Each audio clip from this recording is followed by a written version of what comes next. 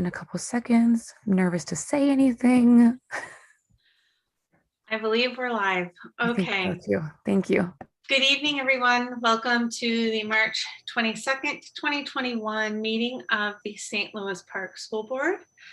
I'm officially calling this meeting to order, and I am actually going to start this meeting by taking a moment to acknowledge the recent atrocities committed in Georgia. Last week, 6 Asian women, along with 2 others, were targeted and murdered by a white man. Not only was racism and misogyny the motivation for these horrific acts of violence, but they have been rampant in the ensuing police investigation and the mass media reports of the tragedy. This nation has a horrible history of cruelty against the Asian community. And since former President Trump's hateful and inflammatory finger pointing in the wake of the COVID-19 pandemic, verbal and physical assaults against Asian Americans and Pacific Islanders have increased dramatically. So as we have talked about many times in our meetings and within our district, we all must take responsibility for how our behaviors have perpetuated a culture of racism, exclusion, patriarchy, and white supremacy. How we have marginalized those of Asian descent, labeled them as the enemy, or sought to make them invisible. I certainly know that I personally have much to learn, and I must do better. So in addition to the personal changes and growth that must occur, systems must change too. And public education has the power and responsibility to mold hearts and minds in ways that can either perpetuate a culture of racism and oppression, or can seek to end it. Here in St. Louis Park, we are doing some of the necessary work to end it. Our new strategic plan, the board's commitment to equity and anti-racism, our evolving hiring practices and curriculum changes, and our budget processes. All this work is underway, but there is a long way to go. So as our meeting convenes this evening, I would like to ask my fellow board members to keep front of mind our Asian students, families, and staff, as well as our Black students, families, and staff, as the trial of the officer charged with killing George Floyd, one of the officers charged with killing George Floyd, begins. We must remain acutely aware of the scourges of white supremacy, racism, and misogyny, and the tremendous harm and pain they inflict on so many people across our nation, in Minnesota, in our community, and in our classrooms. The district is striving to do the necessary work, and we must continue with sincerity, humility, and urgency. So with that, I am going to remind everyone that we are virtual this evening due to the COVID pandemic and Minnesota Statute 13D.021. We're going to approve the agenda first. We've got open forum, Superintendents Report. Discussion items this evening are the mid-year and capital budget update, the construction update, policy development, first reading of policy 506, student discipline, consent agenda, and the action agenda is the achievement and integration budget approval, the mid-year budget approval, and the school board meeting format approval, followed by communications and transmittals and adjournment. Is there a motion to approve the agenda? Moved by Karen. Thanks, Karen. Second by Laura. Okay, great. Laura, do you want to do the roll call, please? Mary Tomback. Aye. Ann Casey. Aye. Karen Waters. Aye. Ken Morrison. Not here. Heather Wilsey. Aye. Colin Cox. Aye. Laura McClendon. Aye. Passes 6-0. Ken Morrison is absent this evening. He will not be able to join us. Okay, so as a reminder, the second meeting of every month provides an opportunity for open forum for folks to come virtually, in this case, to address the board on any issues that they would like to. It's my understanding, Ms. Katrina, that no one has signed up ahead of time for open forum for this evening. Is that true? That is correct. Okay, so we don't have anybody this evening. Again, the next opportunity will be the second meeting in April 26th. Although pending the outcome of the vote tonight, we may be in person for that meeting. I think we're still going to continue with signups for open forum just to ensure that we can kind of manage attendance as necessary. So keep an eye out for that if you would like to speak next month. Superintendent Osai, your report.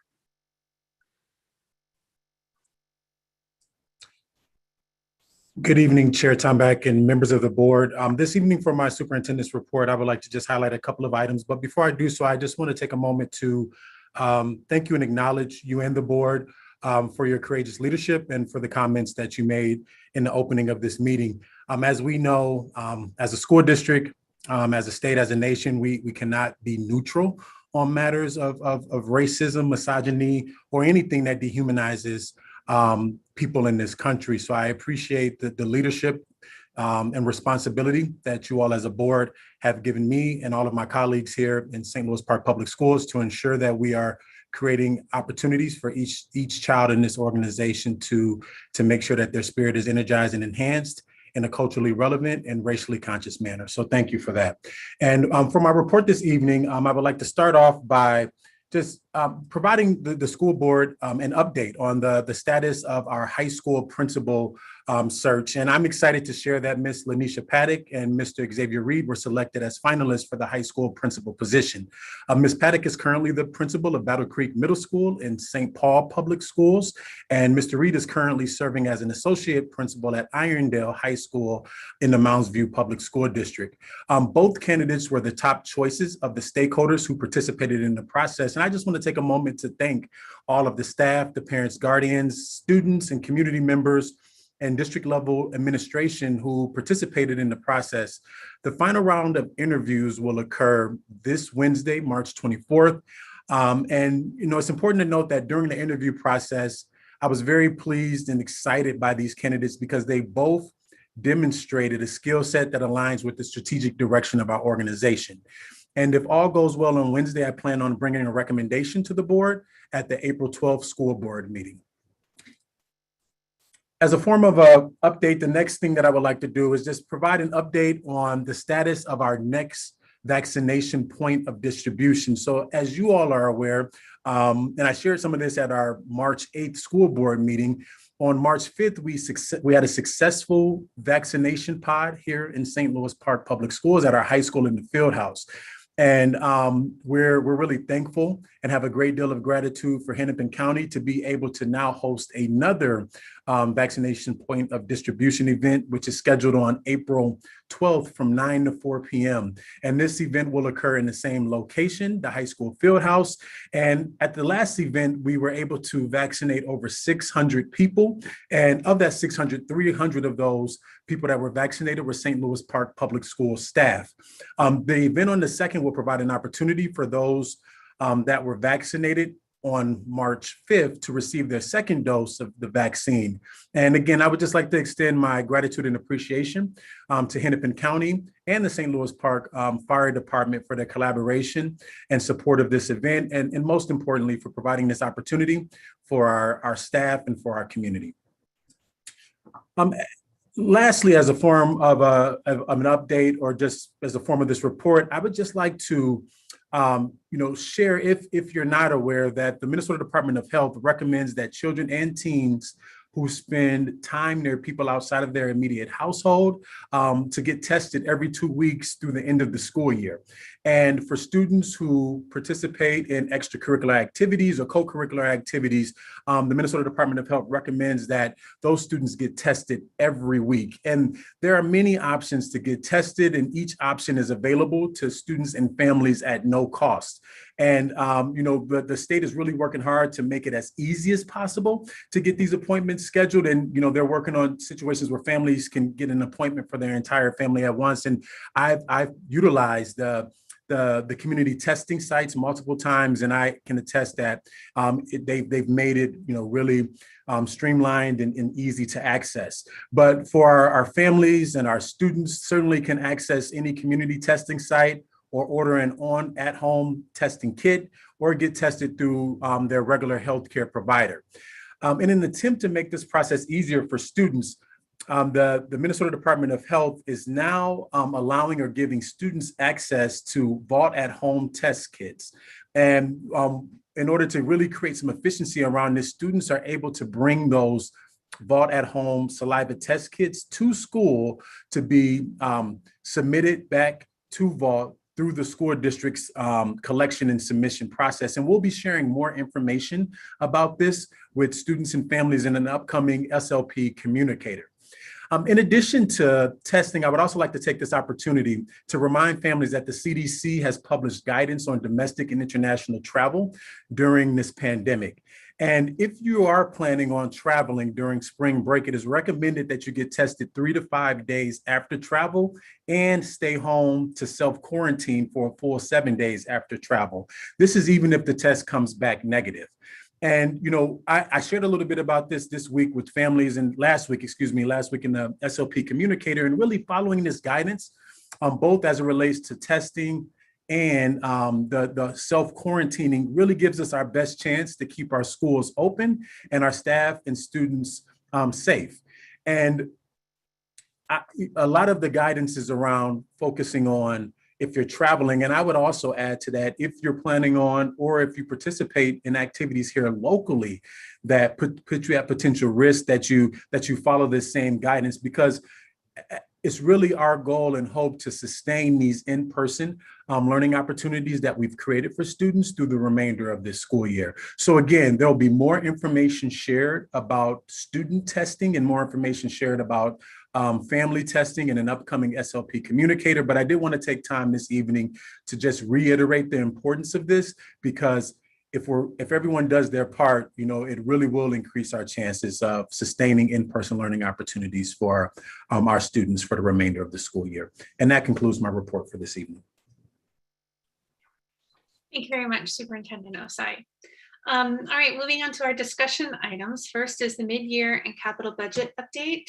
Director Magnuson, Director of Business Services. Take it away.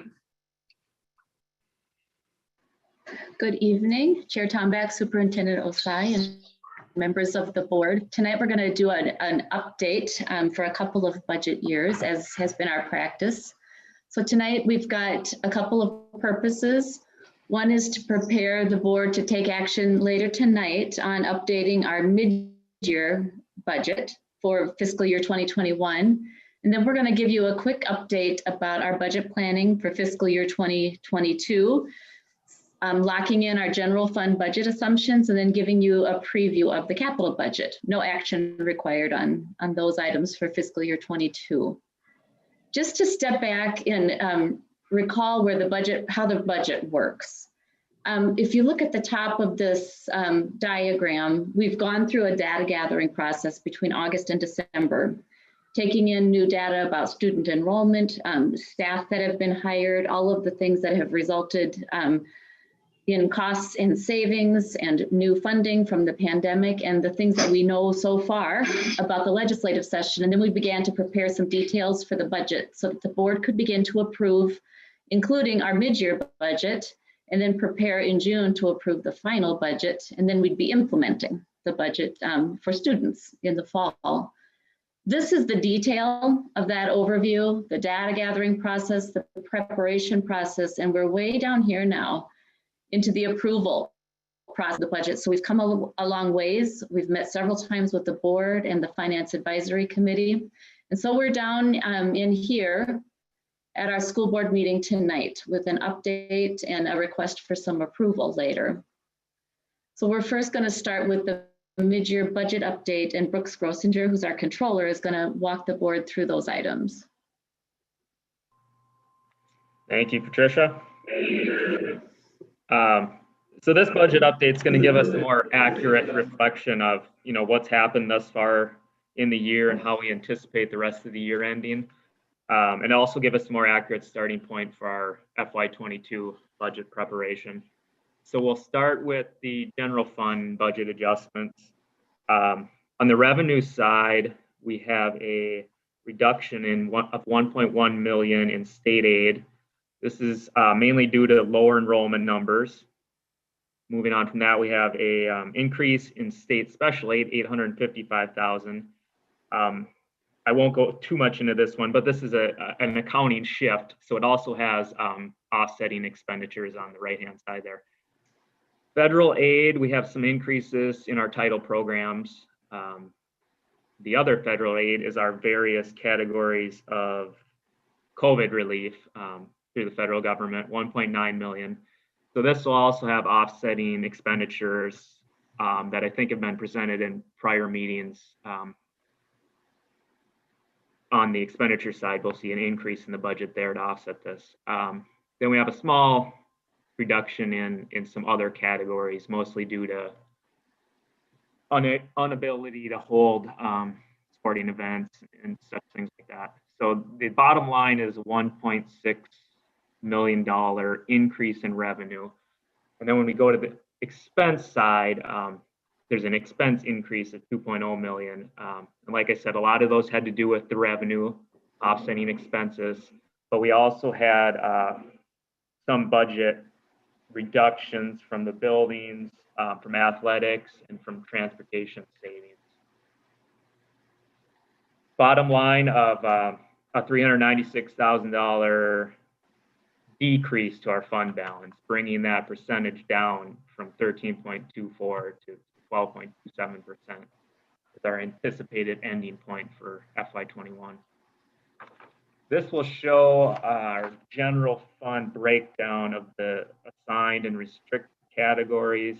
You can see that most of the change in fund balance took place in the unassigned category. And we will now look at our school nutrition fund.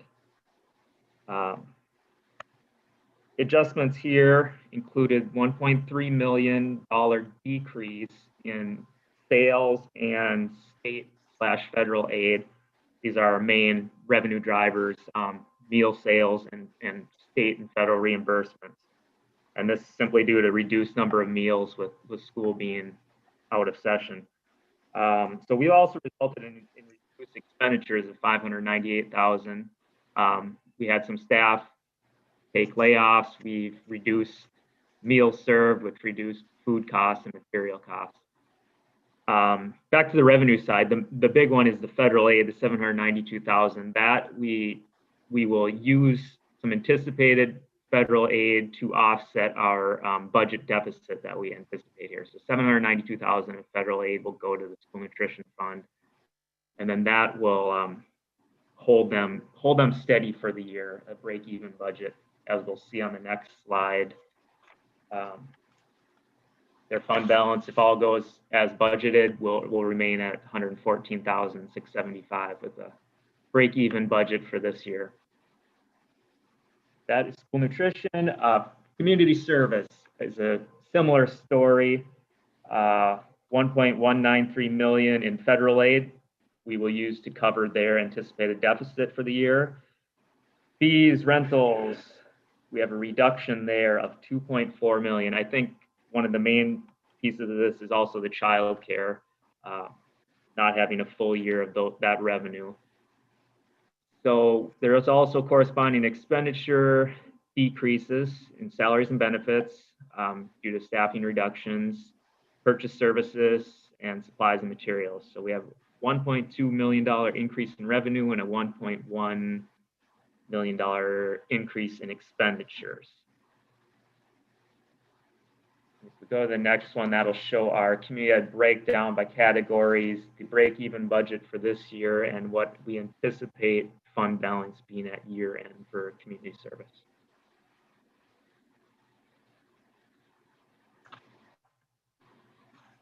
And finally, for tonight, these are just the final revenue and expense numbers for the three funds that we have discussed. So these will be the final numbers that will be approved. So that is all we had for the FY21 update.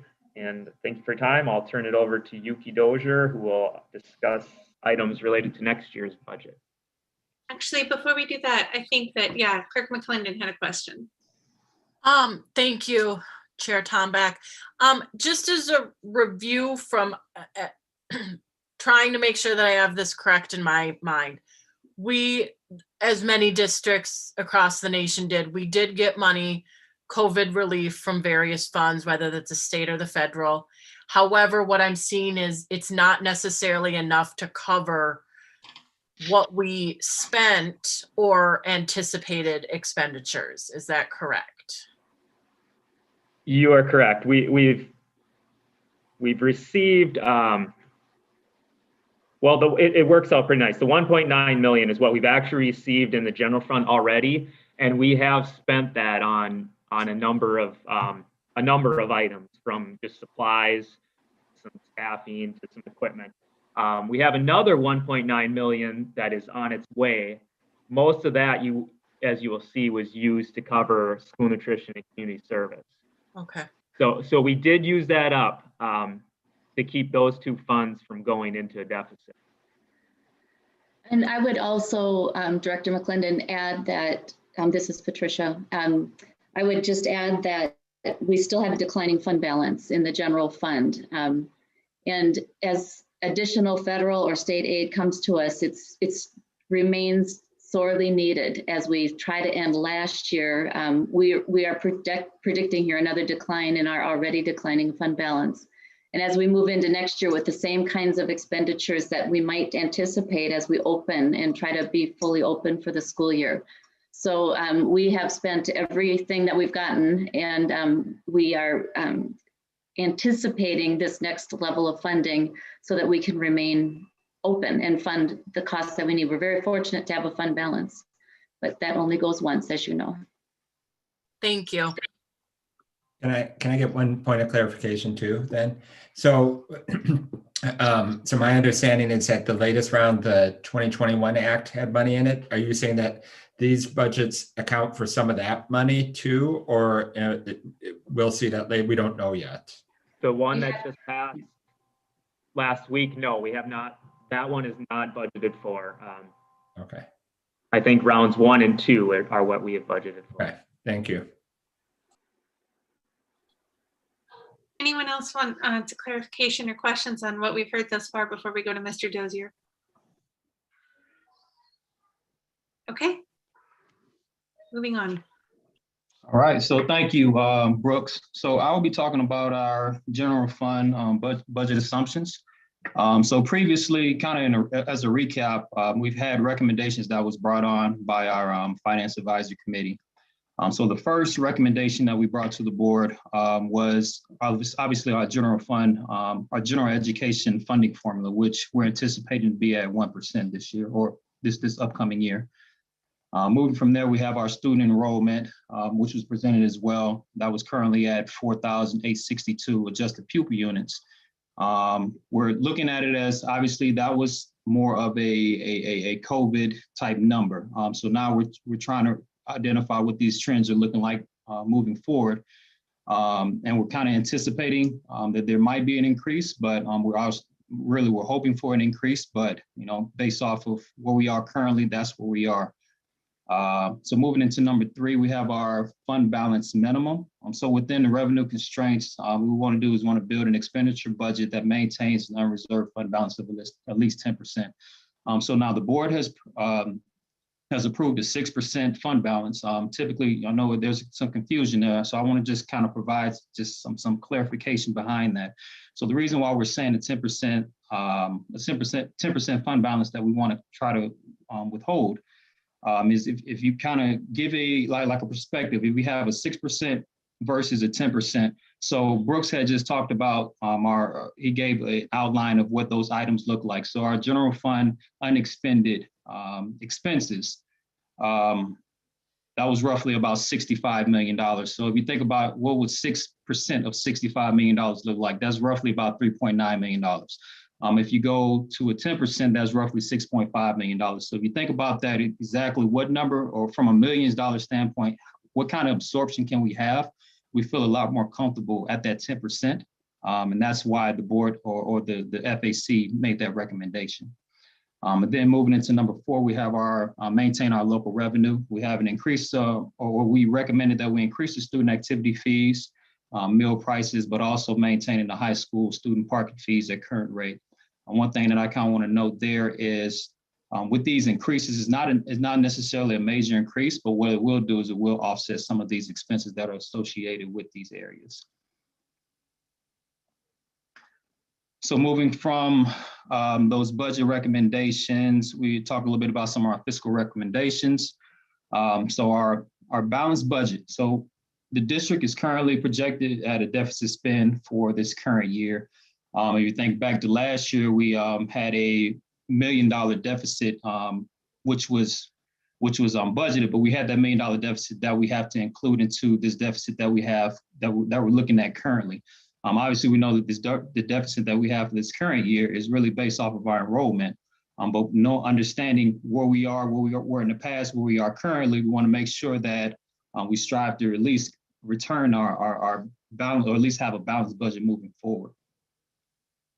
So number two, we want to also maintain or manage our expenses increases. So really focusing on managing the expenses and minimizing the erosion of the general fund balance.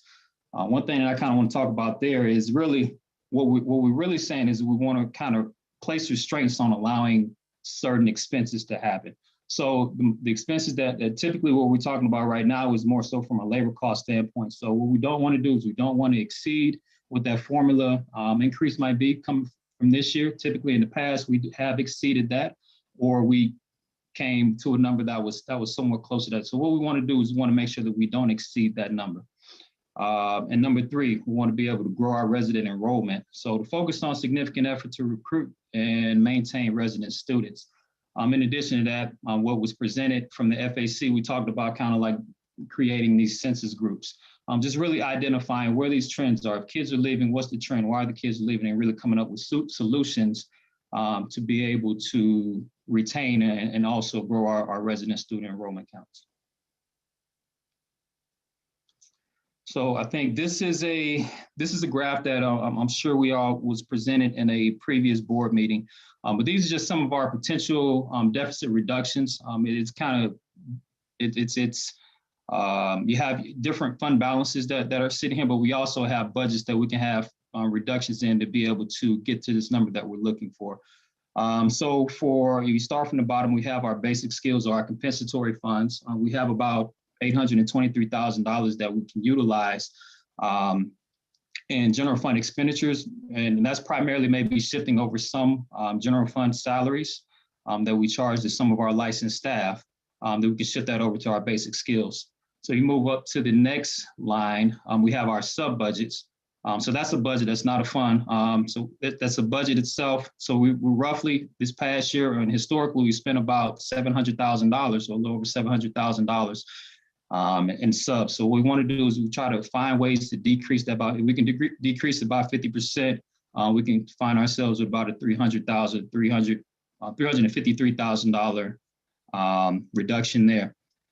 We move forward to our bus routes. Again, we have different ways that we're really trying to identify different ways within our busing routes that we can find those decreases. So we have some of our opt-outs. We have parents that have opted out. We'd also talked about, I have it written down. So we also talked about some of our, or at least making routes more efficient, but also expanding some of our busing areas as well. We move forward to the site budget and supply allocations. So one thing, I was going through this whole process of really determining what our site budgets look like, and I realized that our numbers were kind of inflated from site to site. So one thing that I realized is there was no consistency in terms of what's equitable across the board from site to site. So you had elementaries that if you gave it a per pupil number, you might have elementaries that was roughly $50 to $100 more than what the next elementary was. So went through the process of really figuring out what those numbers look like with some of the comparable districts, and really just came together as a department and identified what that number should be, and how we can move forward to make everything be equitable across the board. And with that, if we were to apply some kind of per pupil rate per site, we can see ourselves with about a $280,000 reduction there within that budget. Facilities repairs to capital, kind of self-explanatory. We have some general fund facility repairs that we can shift towards our capital funds budget. We also can shift some of that over to our LTFM budget as well. But we're just really in the talks of identifying what's the best way, the best uses of being able to decrease that. We go up to our voucher pay, So our voucher pay essentially is our extra duty pay. So the extra duty pay that we paid the staff throughout the course of the year. Looking at that number, we can reduce that number to just, paying out staff or just random extra duty stuff, we can reduce that number by 75%. We can cut that expense down by 262,000. You have our fund balance, our staff development fund balance as well. We can also decrease that, or we can use those funds to be released for other general fund expenses. We have our tech to levy. So we have roughly about $27,000 in salaries that we're paying on our general fund tech side. What we can do is we can shift that over to our tech levy to eliminate that 27,000 hit to our general fund. And also we have printing, which is about, we can reduce that by 20%. We can save roughly about $20,000 there. All right, so additional recommendations. What we want to do is we want to make sure that we place an emphasis on at least having a general fund contingency. Identifying that, there may be some increased enrollment. We want to make sure that we have at least funds set aside for that so that we're not caught in a situation where we made reductions from a staffing standpoint, but then now we made that projection for year end, but now we have to change that. So we want to make sure that we build that into our budget moving forward. Number two, we have our school nutrition and community service funds transfer. Brooks kind of talked about that a little earlier. We have ESSER funds from ESSER. We got ESSER 1 funds. We also have ESSER 2 funds, which funds we haven't received yet, but we do know what that allocation will be. So we have those funds set aside, but the main thing that we want to make sure that we do is we got to make sure that these funds remain in a healthy standing. And that's, so we made the plans for that. We set aside the funds for that. Just so we can keep those funds healthy. And last on additional recommendations is staffing for declining enrollment projections. It's kind of converse from number one. What we want to do is kind of reiterate this. I want to reiterate this is not a budget cut. It's more so a reduction in relation to our staffing ratios that we approve. That also correlates with our enrollments. If we have a decrease in enrollment, obviously our staff needs to decrease. If it's an increase, then we'll increase based off of that number.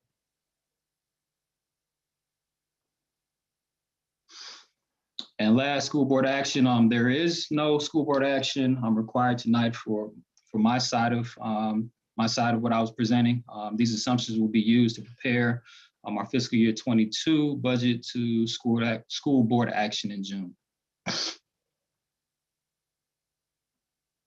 And I will pass this along to Patricia, and she will talk about our capital budget, and she will complete our presentation for tonight. Thanks, Brooks and Yuki. So I am talking about next year's capital budget, fiscal year 2022. Technically, operating capital sits within the general fund for state reporting purposes, but we budget it separately. The funding is separate, and we budget for those line items and those costs. And we've been in a pattern for a couple of years. We've set aside site allocation or allocations for different categories and endings every year in the areas of operating cap, which would cover things like equipment and that type of thing, that folks can know that they can operate their departments on an annual basis and have some reliable capital funds within the departments. So these are the things that you're going to see when we come to you in April. We'll be asking you to approve the operating capital budget for next year, so for fiscal year 2022. We're working on, as Yuki was describing, our site allocations within the general fund. A couple of years ago, we did something similar in the operating capital fund, where we went in and tried to set up an equitable allocation of funding of operating capital among sites. So we've maintained that amount within operating capital, and that amount will be allocated to school sites to spend on things that come up throughout the year. If they need to add some textbooks to their book collection, or get equipment for students, or other small items of operating of capital that the site might need. The facilities department, so the head maintenance engineers at our facilities each get an allocation that's based on square foot to cover repairs and small types of repairs. All of our software licenses are paid from operating capital, from our student information system to our GPS system on our school buses to the media center software systems. Those are paid from operating capital. All of our copier leases and some pieces of technology equipment are purchased annually from capital. We have a replacement cycle for athletic uniforms, for school nutrition equipment that's phasing out of its useful life. Curriculum adoptions that happen every year. So as Patrick and his team roll out their new curriculum, this is where we will fund that change. We have a new musical instrument replacement cycle to keep those instruments up to date. And all of the costs for our standardized testing are paid from the capital budget. And then we also set aside a contingency for whatever might come up. If we have an unexpected influx of students, we can cover costs or other unexpected needs that might arise. We are carrying over a couple of projects. So you'll see the sound system at Aquila Elementary School. We aren't able to be assured that we can have that completed by June 30th. So we're just going to carry over the costs so that it can run into next fiscal year. And we had set aside money for signage and branding after the new construction. We got to start on that, but really with all of the changed priorities for this year, we need to put more focus on that. So we're going to carry over those funds. We don't have any large one-time items coming from operating capital at this time. This year we had a couple of items that were purchased, but we don't have any large one-time purchases. There is a reduction in the operating capital revenue, so one-time items would have to be deferred most likely. So you'll get a full list of capital budget items at the next board meeting. We don't have any action required for you tonight. We wanted to foreshadow what might be coming and what our thinking is as we build that budget. So the final budget for operating capital will come in April, and we'd like you to adopt that early and actually approve the budget. We can't make purchases without school board authority through a budget. So capital items oftentimes need to be purchased and the process begun immediately so that we can have items in place either for July 1 in the case of, let's say, a software renewal, or by the time school starts, if we need to get technology or other large pieces of equipment in place. So it's common practice for boards to adopt those capital budgets early. And then the next action steps then tonight, we are recommending that you approve the mid-year budget update that Brooks presented that presents a declining fund balance from what we had anticipated when you adopted this budget for this year last June. On April 26th, we'll be bringing a line item operating capital budget, and we'll be recommending an approval of those budgets so we can begin the purchasing process. And then finally, on June 25th, we'll be recommending that you approve the fiscal 2022 budget for all of the funds. And by then, we hope we'll have a legislative session closed. We hope we'll know more about federal funding, but whatever it is we know, we'll bring it to you, and we'll foreshadow as much as we can between now and June. That's the end of our presentation. Thank you all very much. Questions, comments?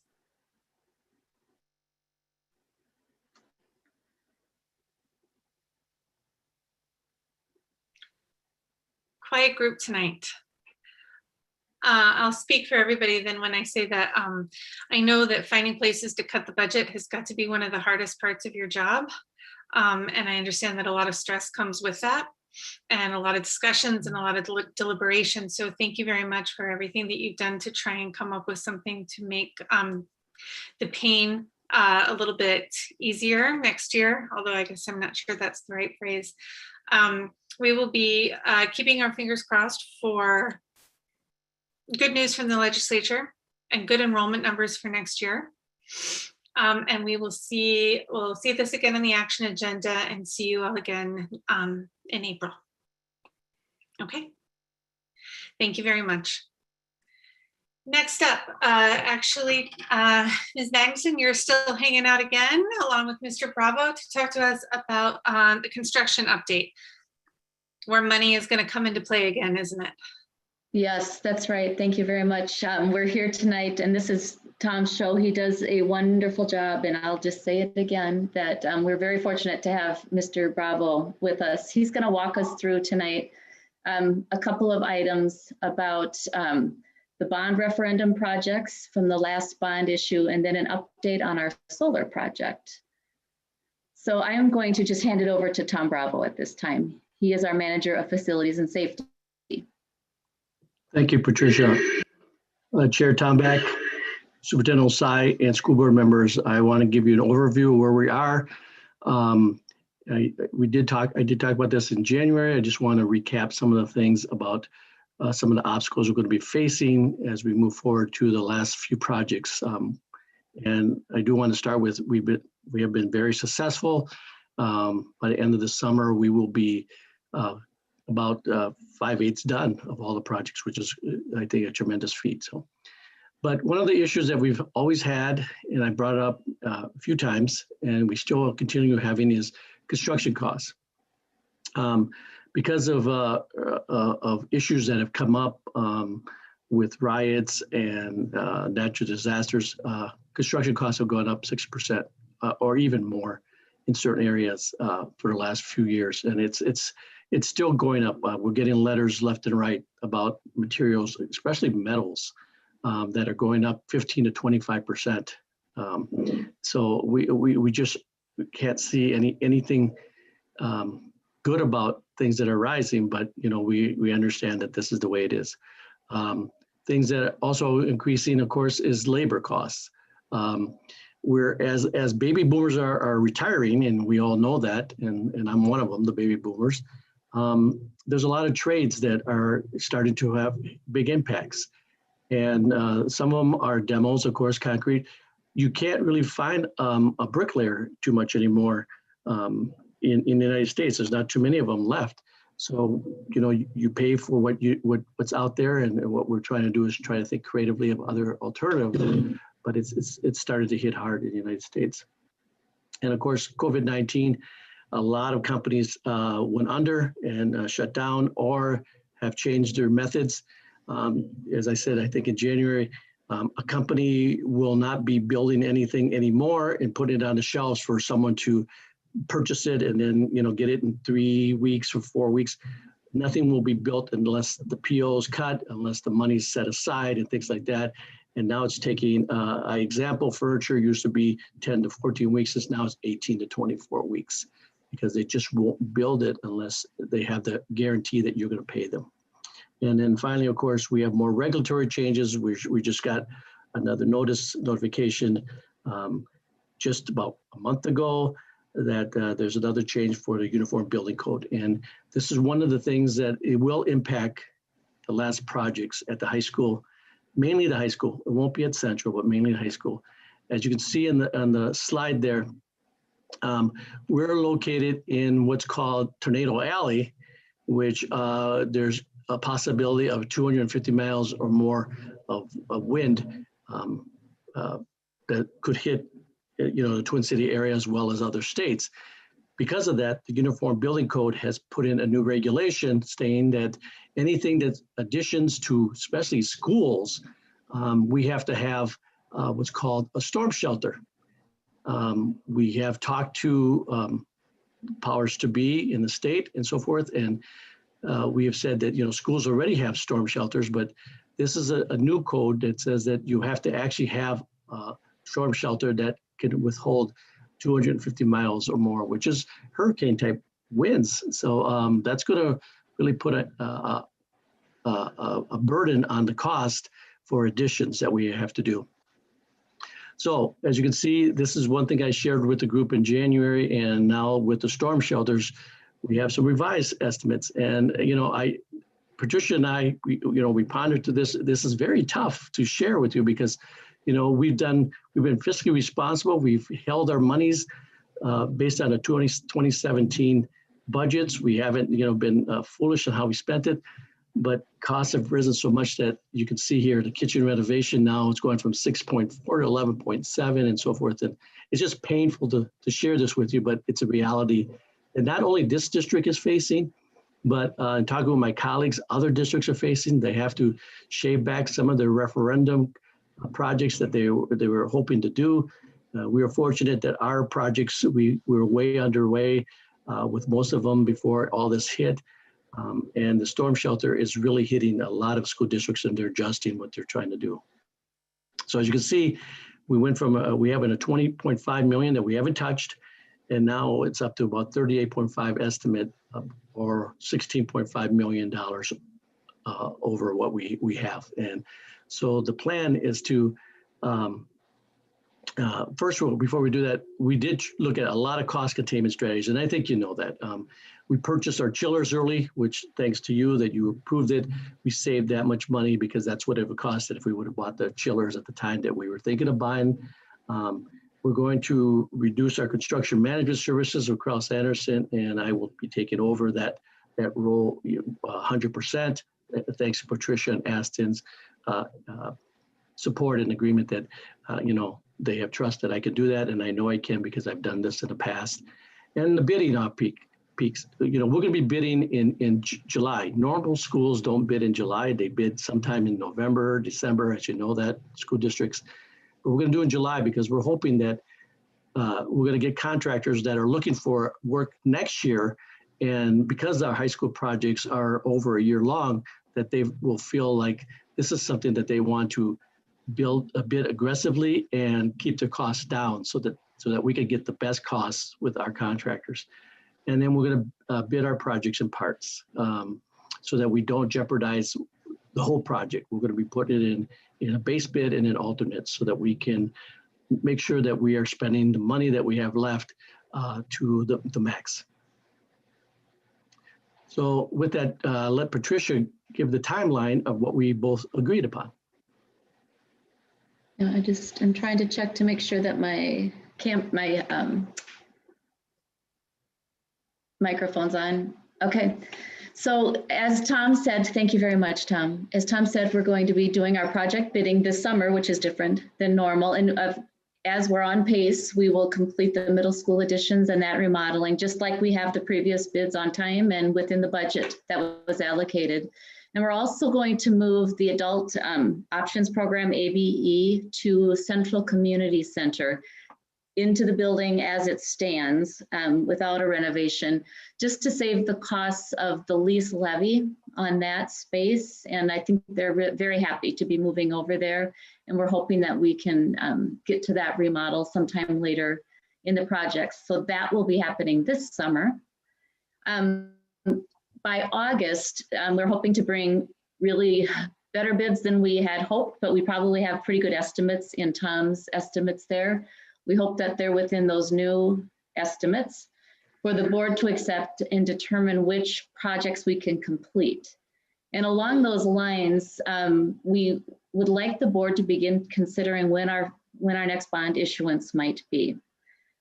We'd like to be able to complete the projects that we were not able to complete if that occurs this summer, in addition to several projects that, as the board knows, were not included in this last project or new projects that have arisen. Things like the remainder of the classrooms to get updated at the middle school and the high school. Things like the music area at the high school that hasn't been updated and wasn't even included in the original bond issue.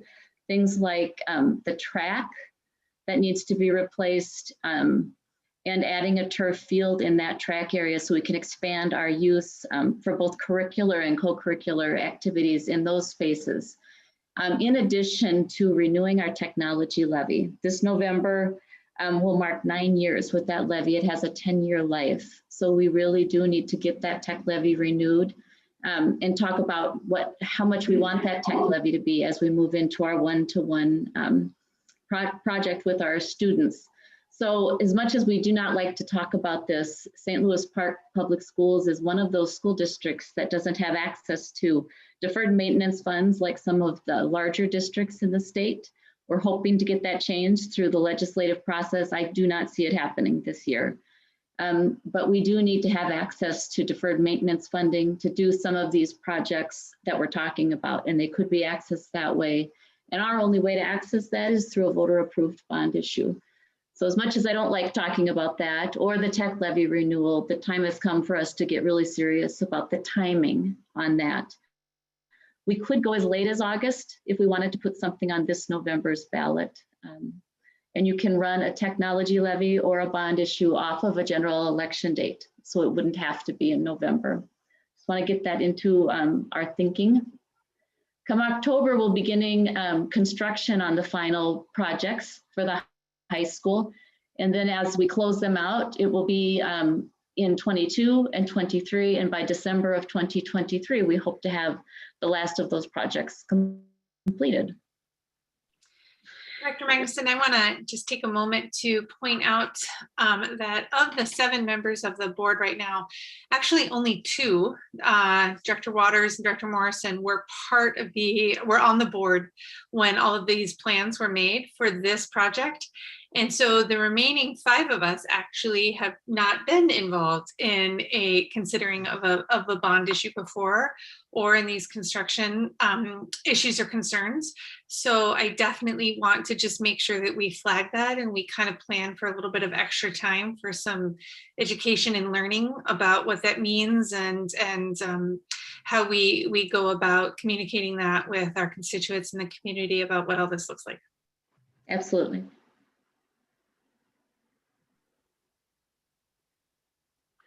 So looking at what's left, thanks, Patricia, is that we color coded the areas. We have the high school kitchen as blue. That's our base bid that we're going to be bidding out when we go out for bid. So that's the first priority. And then we have the media center. That would be the second priority to do that. The third priority would be the classrooms. And then the last priority would be the links. And the reason why we went that route is because the links was going to be probably the toughest and most expensive one to do, just because of the fact that, as you can see where it's located, it's in the middle of surrounding buildings. And there's going to be a lot of, if we have to build a storm shelter, there's going to be a lot of dirt that has to come out of there. There has to be a lot of steel that has to go in there, and there has to be a lot of support so that we don't jeopardize the rest of the building.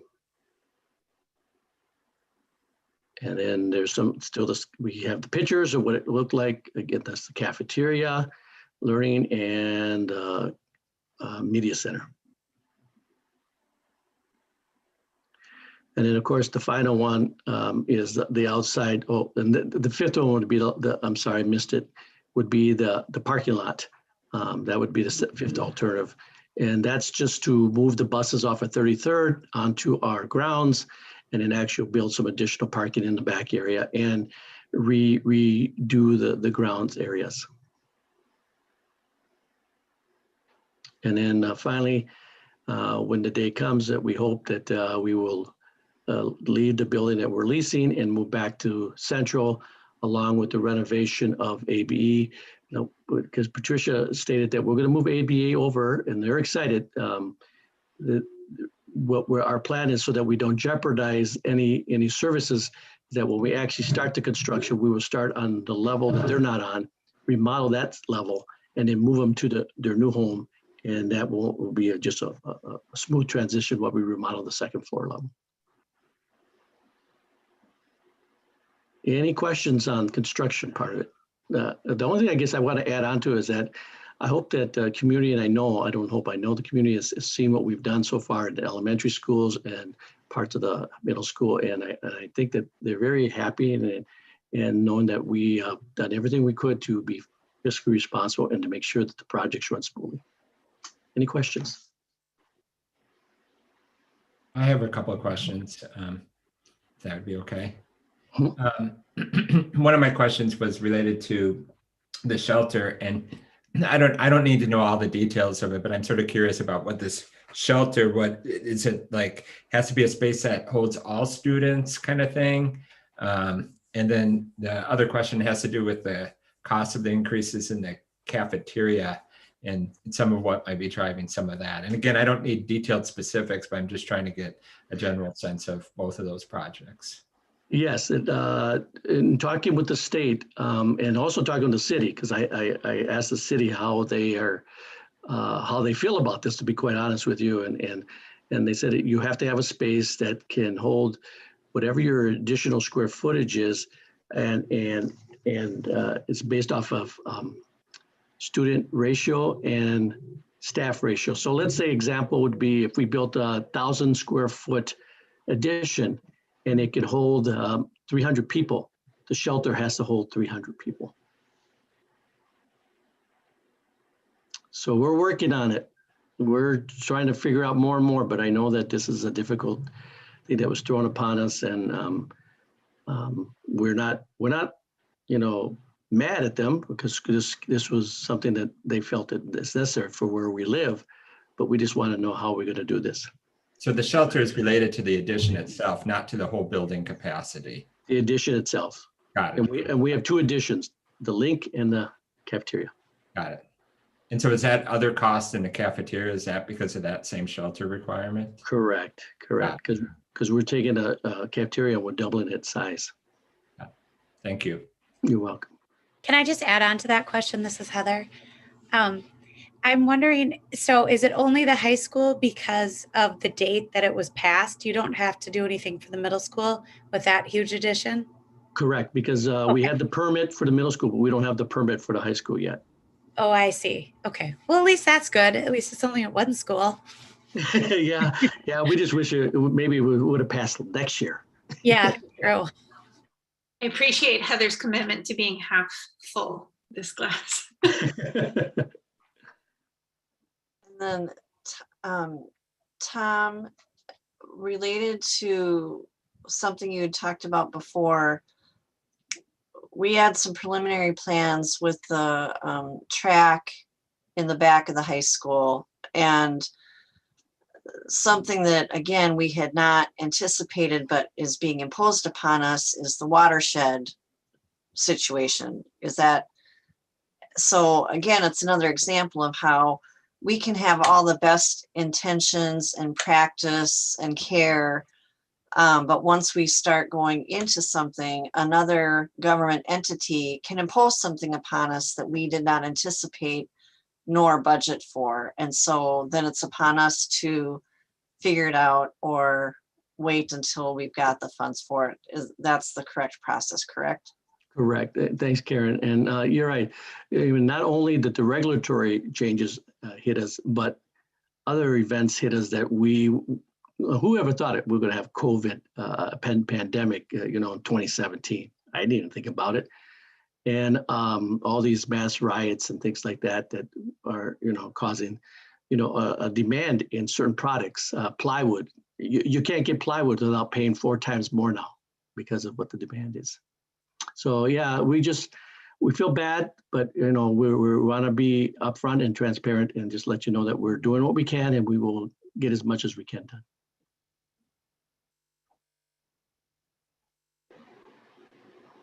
So we have some good news for you with the update of our solar project. It's all good news. The projects are going very well and the results have been really good. We just have a lot that we're dealing with the budget. And Tom's got some great work he's done with the solar project update. So I'll have him walk you through that. Yeah, thank you, Patricia. So in the solar project, I think this has been talked about for a few years now. And we're at the point right now that we have submitted our license to the Public Utility Commission.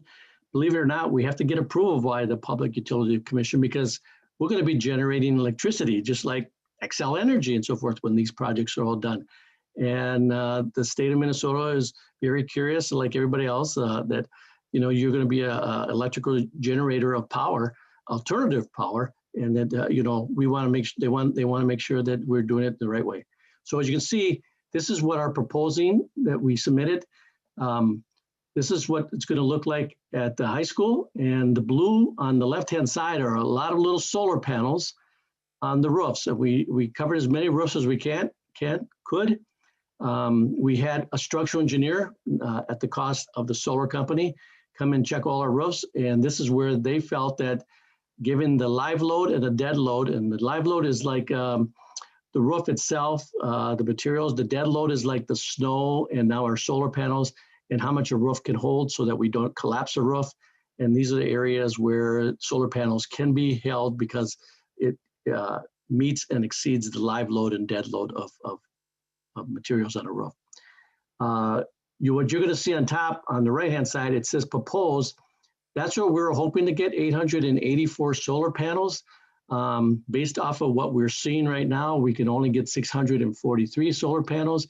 And they're always going to look at, okay, where are other alternatives? And so they did look at land around in all our buildings, And you're going to see some pictures. Doesn't mean that we're going to do it on the land. Doesn't mean that we should be doing it on the land. Patricia and I, we talked about this, and I wanted the slides in there just to share with people what they're thinking, but we're not going to put any solar panels on the land right now. And as you can see, we're pretty much landlocked. The high school, if you look at the barriers there, it's landlocked. There's not a lot to put on the land. Middle school, again, on your left-hand side, you're going to see that the dark, all the solar panels that we're going to be putting on the middle school.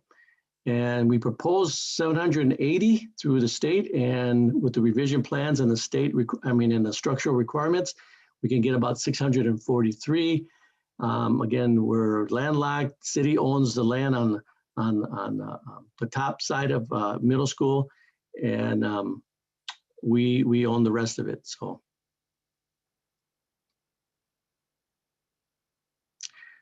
Peter Hobart, on the left again, solar panels, the blue. We proposed 398 and we got pretty close, 357. This is one of them that the green again, a possible area to put solar panels because they felt that the bike bridge is going to go in that area. But again, we're just going to give you the information. And again, Patricia and I feel like I don't think we want to do it this time. So they did give sketches on it and what it could look like if it's on the ground. And how many more? Susan Lindgren, left hand, proposed 213, revised 185. And we did look at all the land there too. And the area that is in the green, which is explore this. St. Louis Park, I don't know if you know that, St. Louis Park owns land in Edina. Where the yellow ends and the green starts, that's Edina's area. And so we do own some land in Edina. So if the decision was to be made to, that's a possibility to put solar panels there, we would have to work with the city of Edina and their legislative people.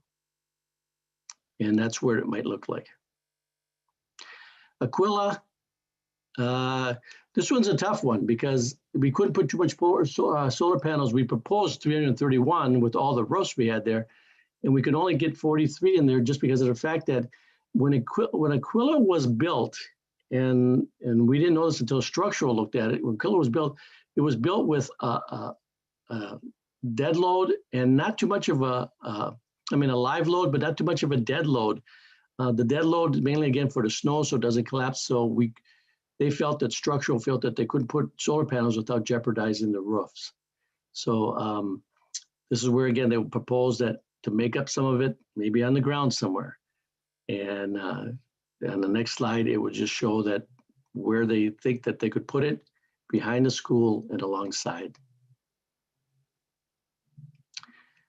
Park Spanish immersion, we proposed 270 and it's been revised to 129.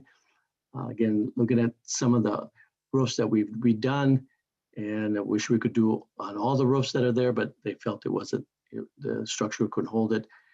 So again, they do have areas that they would like to look at, but that's not an option that we want to, I think, proceed with, but we wanted to share with you the slide. And that's where they're thinking that they could put on the ground. Lennox. This is one of them that we don't know if we really want to do Lennox because, again, we proposed 113 and revised 43. Even though Aquila's numbers were the same, we felt that maybe we think the Lennox because it's not feasible. They don't think it has too many obstacles for us. And Central. We proposed 497, revised 318 solar panels. As you can see, we utilized as many roofs as we could. And like all the other schools that we were talking about, they're landlocked. So there's not much to put on the ground.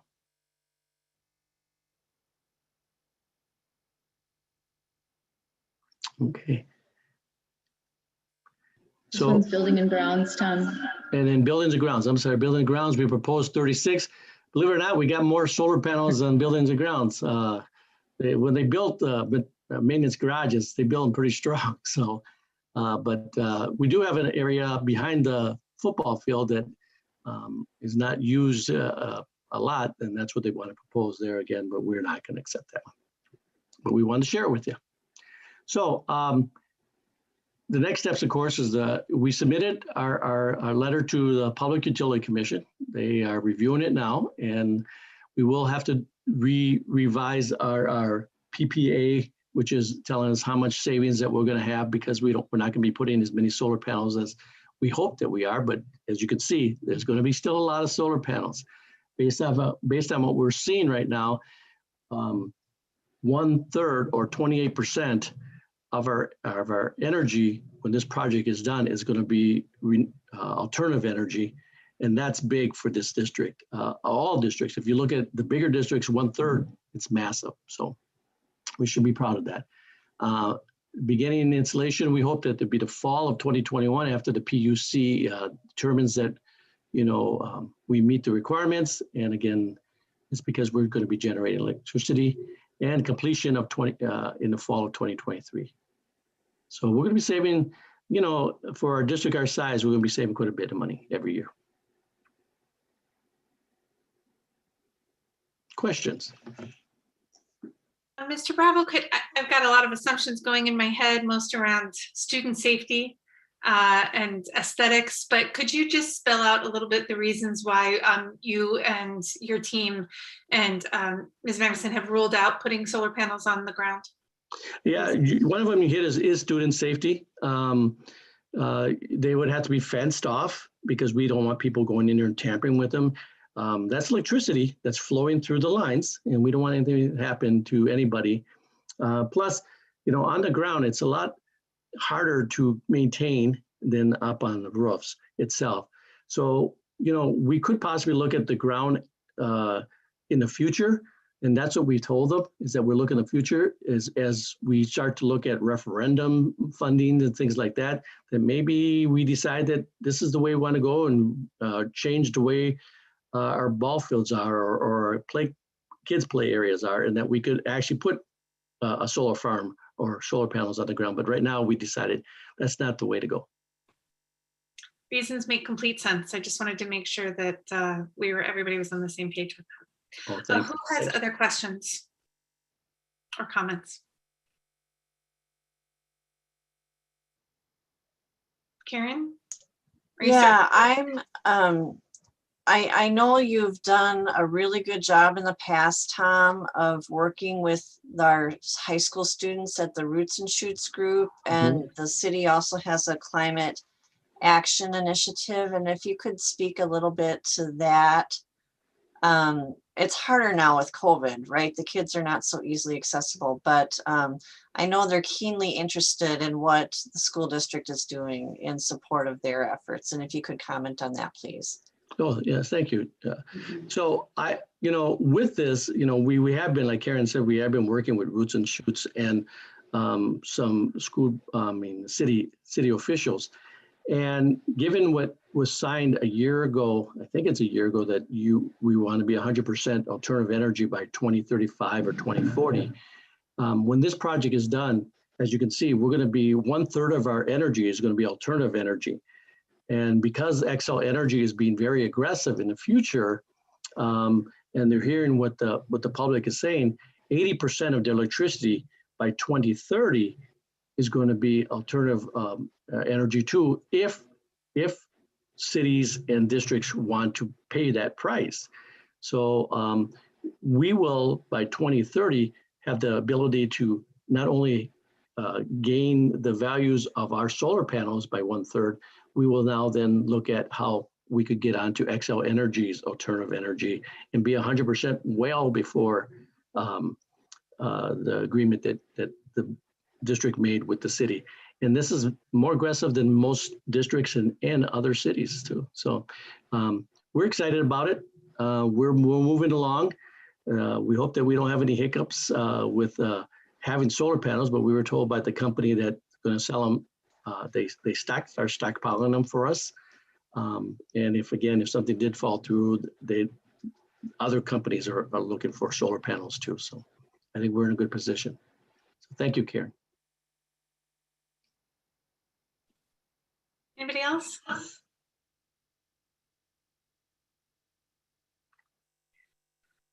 Okay, well, thank you so much. I hate that you were feeling bad about coming to us with these numbers. I hope that you understand that we have all been, had a front row seat to all of your cost saving efforts and all of your efficiencies. And to your point, who could have imagined? Yeah. Truly, Thank you. a year and a half ago, who could have imagined? Thanks, Chair Tomback. Thank you. Yes, thank you so much for everything you're doing to try and mitigate all of the changes and the challenges that are coming before you and the team in making this happen. And we will continue to discuss this. Director Magnuson, definitely we need to get some stuff scheduled to start introducing the board to what it looks like or what it would mean to do a new bond issuance and get ready for the elections this fall. Thank you. Absolutely. Okay. Thanks, Patricia. Thanks, everybody. Okay, next, policy development, first reading of policy 506, student discipline. Vice Chair Casey. Thanks, Chair Tomback. In front of you, board members, is a lot of work put in by the policy committee since I think last summer we started working on this revision. So I want to just give a lot of gratitude to my co-policy committee members, Director Wilsey and Clerk McClendon, and also Flower Cortina and Superintendent Osai, and a lot of guests and other folks who have been helping us and joining us for those meetings. Just a note on the timeline and kind of what you have in front of you. You'll notice that there are no procedures attached to this policy right now. That's intentional. This policy is in content. It's very different from our previous policy. It's a total rewrite. We didn't even try to redline it because it would have just been the entire thing redlined and new things. Although I would say that although the policy is completely rewritten, it's now more aligned with our current practices, if that makes sense. So what we wanted was to get feedback from the board before staff spends a lot of time writing procedures to make sure that we were sort of on the right track. And if there were any major concerns with this draft, then we could kind of go back and tweak it or change things before we spent a lot of staff time on procedures, because as you remember, that's a staff responsibility to come up with those procedures, and we think it's going to be a big job. So here we thought we would do kind of a first reading with just the policy, and then we'll take as much time as we need. You're not going to see this again like in a couple weeks. It'll be a while in order to work up those procedures and get in some feedback. We've already got some students who I think are interested in giving feedback. I know we want to get staff feedback, community feedback. So as long as it takes, we'll spend drafting procedures and getting feedback before we even see this again for a second reading. And I'm sure it'll take at least 2 more readings, if not more. It'll just take as long as we need, as you all want to take. You'll notice that we even have proposed a different title for this policy. Rather than student discipline, it is student behavior interventions. And I think that was it was very intentional language, sort of acknowledging that interventions, while I think sometimes we think of interventions as having only a sort of after the fact meaning, I think we are trying to think of interventions as everything that we do to impact student behavior. So everything from that, if you remember in the restorative practices presentation we saw 2 weeks ago, that the bottom of the triangle or the pyramid, which is community building practices and setting goals and norms in a classroom, to things that we would consider to be more traditional behavior interventions or disciplinary practices at the top of that triangle. So this is, and also I think it acknowledges that I think when we think of interventions, those are adult things that adults are doing. So we're not trying to put the onus on necessarily students to change their behaviors or practices, knowing that our students are showing up in amazing ways, but that some of the adult practices that we've had in discipline are the things that we're trying to undo in many cases. So I just want to make a note on the title. I don't know, Director Wilsey or Clerk McClendon, do you all have anything you want to add before anyone else gives their feedback or thoughts?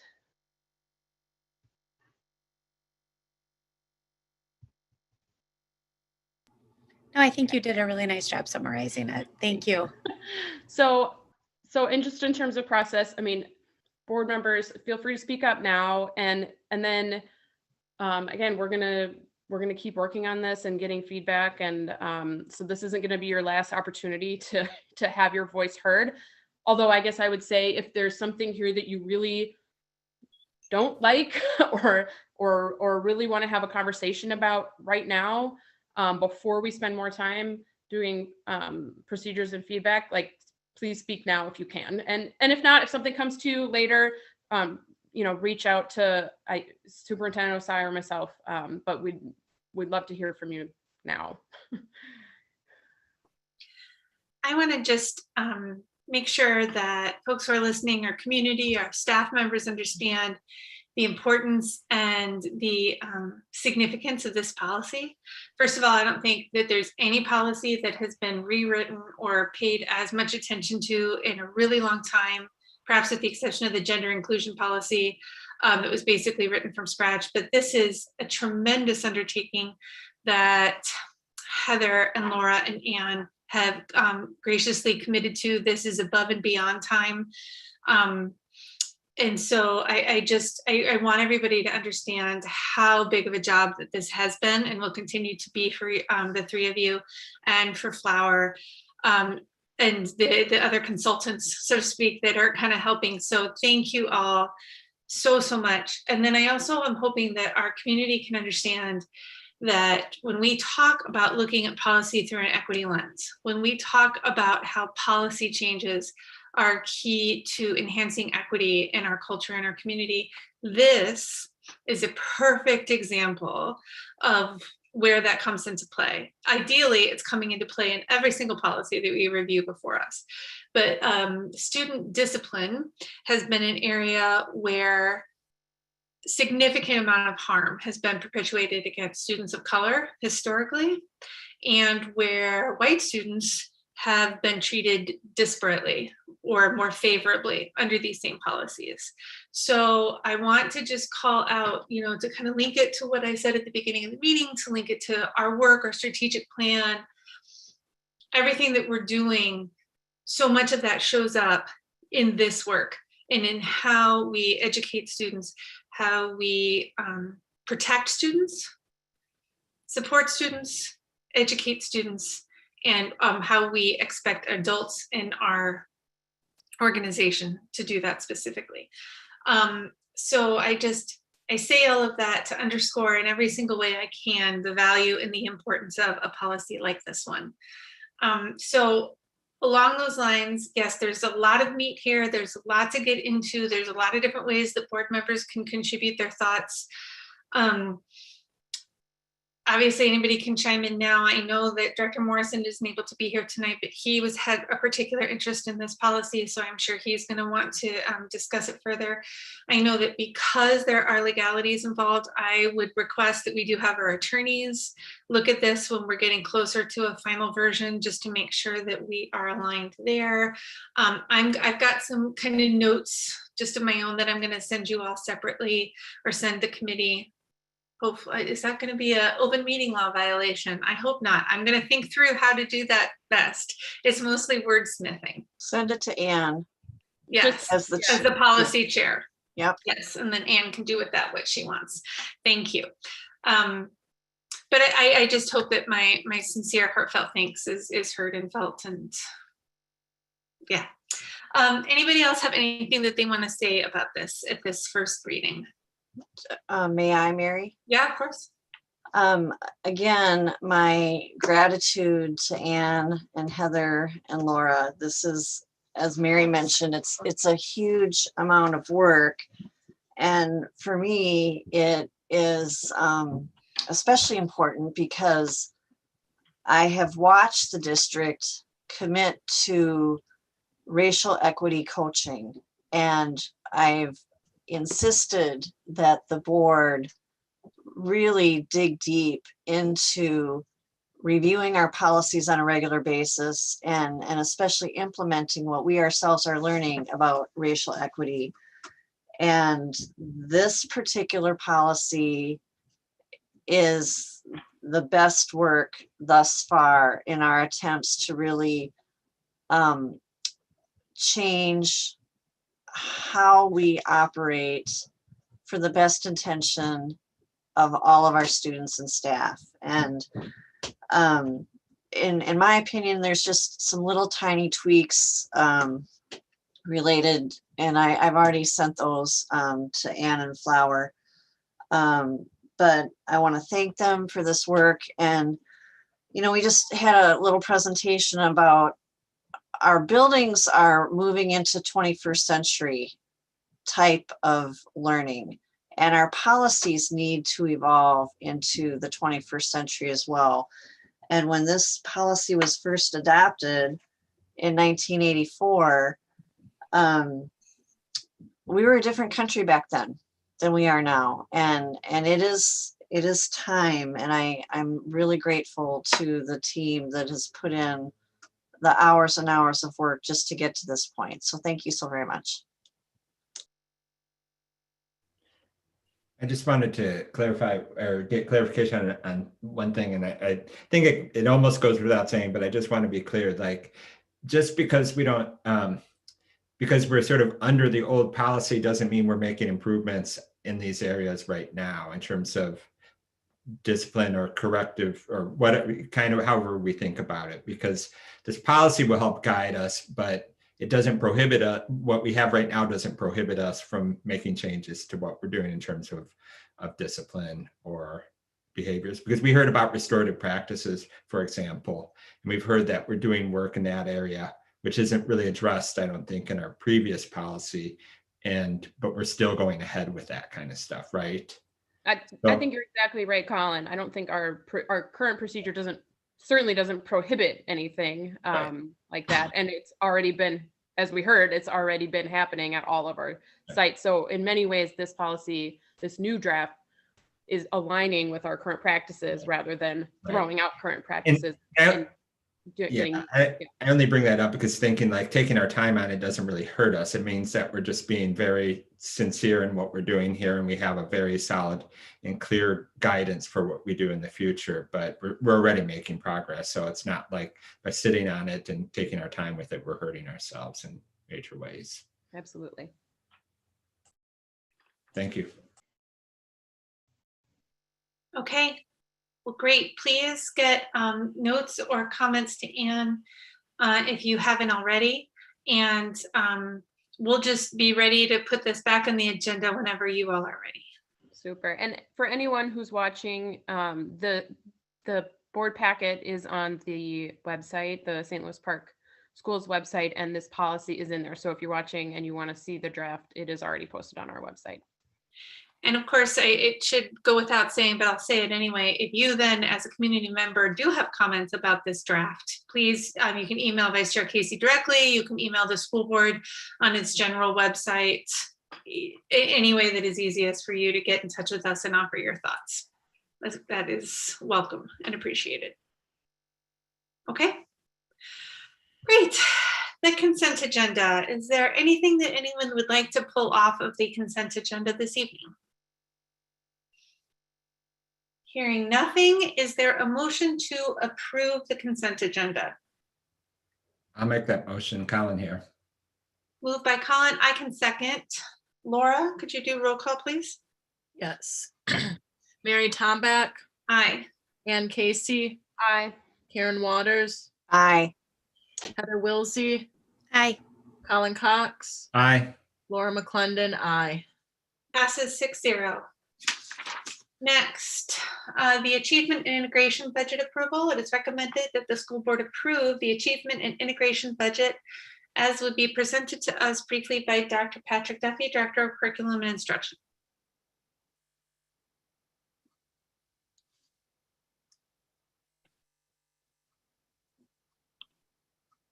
I think. Dr. Duffy, are you still on the call and available? Yes, I'm here. Oh, okay.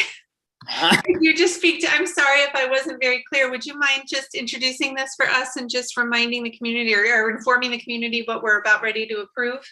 Yes, there's an annual budget update for the Achievement and Integration Grant every 3 years. We submit a grant to the state with plans on how we will spend achievement and integration revenue that we garner from the state. This year, we are just renewing that budget and letting them know how we're spending the money. We are continuing to use it on literacy specialists, on work at all levels, elementary, middle school, high school, and to support our phase 3 plan, including support of our international baccalaureate programs and our educational programs at the high school. Okay. Thank you very much. Does anybody have any questions for Dr. Duffy? Okay, hearing none, is there a motion to approve the achievement and integration budget? So moved by Heather. Thanks, Heather. Is there a second? I'll second, Laura. Okay, any discussion? Okay, great. Exactly. Thank you, Dr. Duffy. Roll call, You're welcome. please. Mary Tomback, Aye. Ann Casey. Aye. Karen Waters, Aye. Heather Wilsey, Aye. Colin Cox, Aye. Laura McClendon, aye. Passes 6-0. Next is the mid-year budget approval. It is recommended that the school board approve the mid-year budget as presented earlier this evening by Director Magnuson and Mr. Grossinger. Is there a motion to approve the budget? I so move. I'll Moved second by it. Ann. And I'm sorry, was that Colin seconded? Yep. Okay, Yep. great. Any other discussion? I have one thing. I guess I just want to say that it feels like this isn't good news, right? To have to go dip farther into our fund balance for this fiscal year. I'll say that in Intermediate District 287, we had a very similar presentation a couple of weeks ago. And I'll say the same thing, which is, well, it's not good news. It's not a surprise. And I'm very grateful to Director Magnuson and her staff for how not surprising this is and how we have been kept informed throughout this entire year of things that were happening. And I'll also say that I've said this before, that I totally support using fund balance for a rainy day, and it's raining. That the pandemic is certainly the kind of emergency that we hold on to fund balances for. So that's kind of how I feel about this. I also recognize that, deficit spending is not sustainable in the long run, and so I applaud the kind of parameters that you guys talked about for going forward for the next budget cycle. But I think this particular budget update, it is what it is. It's a tough year, so. And I'll add to that, and just for some more perspective, we are much better off than a lot of other districts who went into this COVID pandemic with a much shakier fund balances than we have. And so with that, let's give some gratitude and appreciation to, for example, Karen and Ken, who were part of the previous boards, who worked so hard to be good financial stewards, to be fiscally responsible, and to have created this budget that allowed us to weather this rainy day without any more hardship than is necessary. And so thank you to them. Thank you to so much, Patricia Magnuson, Brooks, Uzi, everybody in the department for everything that you're doing to help keep us on track and helping to not make this any worse than it absolutely has to be. So With that, we'll take the vote. I say aye. Aye. Yep. Laura, you're muted. You guys just know the order. Awesome. Thank you. Aye. Thank you, Karen. Heather Wilsey, Aye. Colin Cox, Aye. Laura McClendon, aye. Heather, did we stop the sneeze? Yes, I was in the middle of a sneeze. Sorry. I recognize that face. Okay, so this is a great transition, the annoyance of roll call votes. Into next action item is the school board meeting format approval. So we have been, with the exception of I think 2 meetings, we have all been meeting virtually for a year, over a year. We are getting ready to get our secondary students back into the building 4 days a week. And with that comes a certain regularity in the cleaning procedures and the custodial activities, such that it is no longer as burdensome or risky for us to be in the building too, in C350 in our regular meeting site. And so I wanted to come to the board and propose that we resume meeting in person effective April 26th. So the reason I'm not suggesting April 12th is because that is the very first day that our students will have been back. And just because of the burden that may be on our custodial staff and our high school staff that day in particular, welcoming the full or more of cohorts A and B at the same time back into the building. I just didn't want to place any unnecessarily do burdens on them to have us be in the building that night as well. So I am proposing that we resume in-person meetings effective April 26th, and then to otherwise remain consistent with that delivery model at the high school. So meaning if something were to happen where we were quarantining mass groups at the high school and drastically limiting, we may decide to pull back ourselves. But as long as we're able to maintain that same delivery model with our students at the high school, then we'll be meeting in person. So that is that's my motion, my recommendation and my motion. I don't know if anybody wants to second that. And we can have a discussion. Karen seconds. Karen seconds. Okay. Any other discussion? Anybody want to share any thoughts or challenges or suggestions along these lines? Just a quick question. We will still limit the number of bodies in the space based on CDC guidelines. Is that correct? Yes. Thank you very much, Karen. That's very important to note. Yes, we will be limiting the number of bodies there. For open forum, we will still go ahead and do pre-meeting signups, just so that we have a sense of who is going to be attending, how many people will be there. Unfortunately, we'll probably have to engage in some practices where we are not able to necessarily welcome entire teams or classes of students. So it will not necessarily be business as usual. We will still be adapting and employing all the necessary precautions and safety procedures. And we will all be masked. Any other thoughts?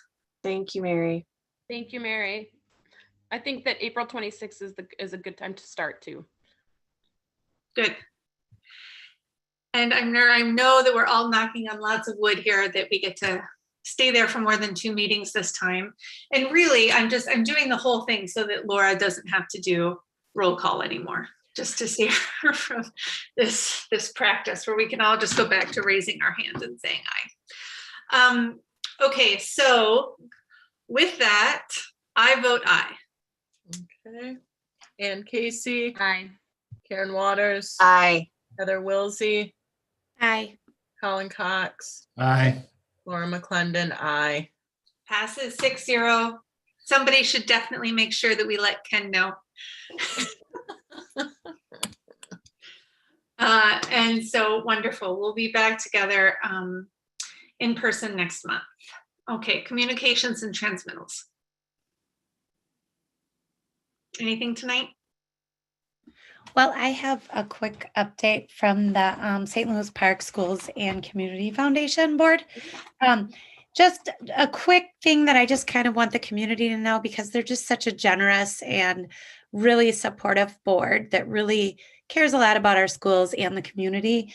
And they saw a need for teachers heading back into the classroom, and they just did something they called a fast and impactful grant offering of $10,000, and teachers could apply for up to a $250 just to help with whatever they needed. And they were able to give away all that money to teachers that applied. So it's just a wonderful organization board that I just see doing a lot of good, and they're constantly looking for ways to raise money and give back. So, if you check out their website, might, offer a donation or whatever. And you'll never know what's coming up in terms of their fundraising. There's lots of ideas percolating. So stay tuned for the direction they decide to take. Great. Thank you. Who else? Anybody? All right. Well, I will end this meeting with a great, big, gigantic happy birthday to everybody's favorite, Flower Crucina, who is celebrating her birthday tomorrow. And I'm very glad that at a minimum, we get to let her be done with work tonight kind of early so she can get a good night's sleep for her birthday. Thank you, Chair Tombeck. Flower. Thank you. Happy birthday to everybody's favorite flower. Okay. So again, our hearts, our thoughts, our prayers, our work will continue for our Asian community here, our Black community. We have migrant crisis growing at the border. We have continued struggles for land rights across our state. We have much work to continue doing here individually and collectively. So until next time, is there a motion to adjourn? So moved by Karen. Thank you, Karen. Second. Second by Ann. I vote in favor. Ann Casey, Aye. Karen Waters, Aye. Heather Wilsey, Aye. Colin Cox, Aye. Laura McClendon, aye.